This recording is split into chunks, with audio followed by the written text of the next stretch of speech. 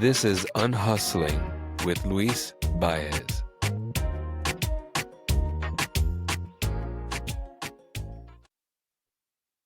There's this sound that I'll never forget.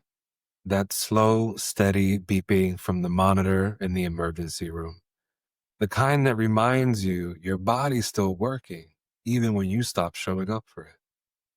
I remember staring at that white ceiling, IVs in both arms, thinking, this shit is not worth it, yo. And that was the first honest thought I'd had in months, because the truth is, I had been running on fumes, literally.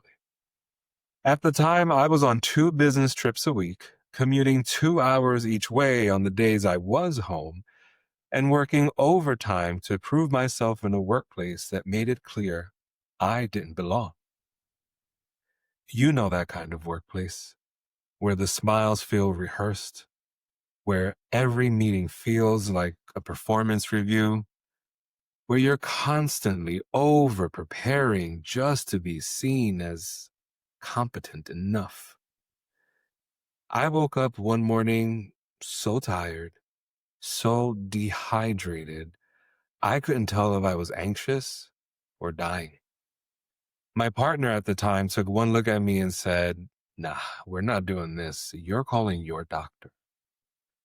3 minutes into that appointment, the doctor looked at me dead in the eye and said, "Luis, I need you to leave my office right now and go straight to the ER." That's how close I was to completely shutting down. My body had been whispering for months, but I didn't listen until it started screaming. Now, I wasn't raised to slow down. I'm from the Bronx. I grew up in poverty in the 80s and 90s, crack epidemic, AIDS crisis. The city was burning, and we were just trying to survive it. In that world, you learned early that a closed mouth doesn't get fed. No one's coming to save you. You work as soon as you're old enough to clock in. You show up early because early is on time and on time is late. That work ethic kept me alive. But over time, it also kept me from living. I carried that same energy into corporate America, especially as a gay Puerto Rican man in spaces that were never built with me in mind. Being different in those rooms made me dangerous by default. At least that's how they treated me. So I overperformed. I smiled when I wanted to scream. I hit my numbers twice over because I knew if I ever slipped, even once, I'd be the first person to get chopped. And that does something to your nervous system, to always feel like you're one breath away from being disposable. That's not ambition. That's survival. But here's the thing about overperformance. When you're wired like that, when you show up like that, people notice. That hustle got me recruited to LinkedIn, then Google, then Uber, then Tesla. I became known for driving results. My work impacted over $500 million in revenue across those companies. On paper, I had made it, but inside, I was collapsing. I had mentors who modeled both sides of it. One of my early sales VPs used to say, if you're not exhausted, you're not doing enough. Meanwhile, my first sales director in tech would tell us, your performance is only as strong as your recovery. At the time, I didn't get it. I thought rest was for the privileged, for people who had already made it. Turns out it's for the people who want to stay made. After that trip to the ER, I had to rebuild my life from the inside out. Therapy became my new standing meeting. I hired a life coach to help me redesign how I worked, how I ate, how I even thought. I started prioritizing nutrition, fitness, spirituality, my social life, all the things that recharge your batteries but don't show up on a performance review. And let me tell you, that wasn't easy because when your identity has been built around achievement, rest feels like rebellion. But little by little, I started to see what I called drive was really fear in disguise. Fear that if I slowed down, I'd lose my edge. Fear that peace meant falling behind. So I made a rule for myself. If it costs me my peace, it's too damn expensive. And that's when everything started to shift. I stopped letting jobs dictate my worth.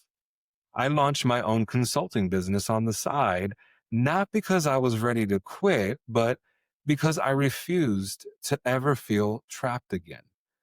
I wanted options. I wanted sovereignty. I wanted to make sure that my financial health wasn't tied to anyone's approval. And let me tell you, that side hustle saved my ass more than once. When I needed to leave toxic environments, I could. When I was wrongfully terminated, I had something to fall back on. That business became my safety net, my freedom fund, my proof that I didn't need anyone's permission to build wealth on my own terms. Somewhere in there, I realized something profound. Slowing down didn't make me weaker. It made me strategic. It gave me the mental space to actually lead, not just perform. Rest is not retreat. It's recalibration. It's where your power regenerates. And let me be real. I still slip sometimes. I still have days when I open my laptop before I even brush my teeth, like I'm about to perform surgery on the internet. But then I pause, take a breath, and remind myself that my value doesn't increase with velocity because success doesn't need to hurt. And once I made that shift, once I started protecting my peace instead of earning it, everything changed. Not just my health, my business, my relationships. Unhustling is brought to you by bookedbusypaid.com, the home of systems that support your sanity. If your business is scaling faster than your energy, it's not a motivation problem, it's a systems problem.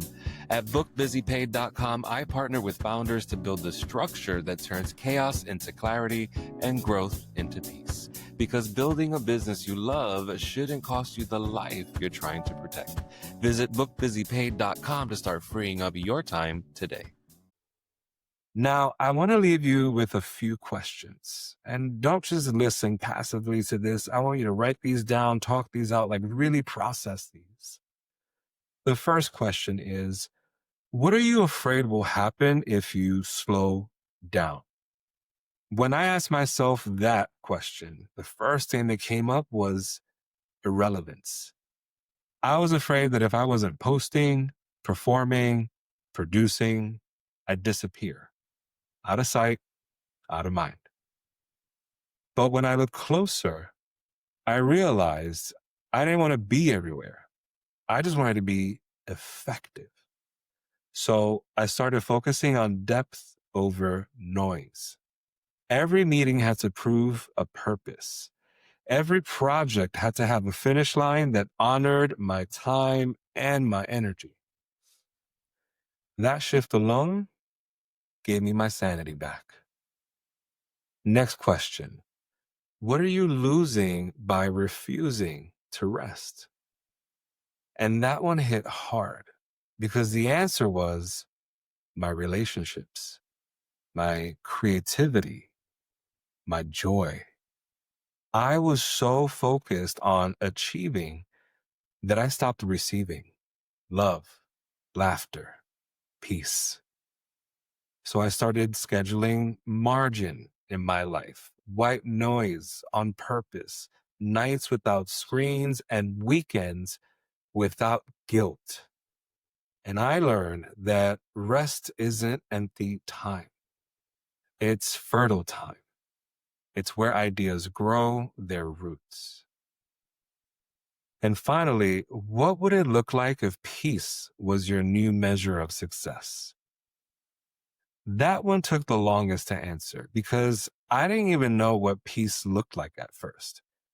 So I experimented. I started my morning slower, made my cafecito before I checked my phone, moved my body, prayed, journaled, and somewhere in that rhythm, I realized peace isn't the absence of pressure.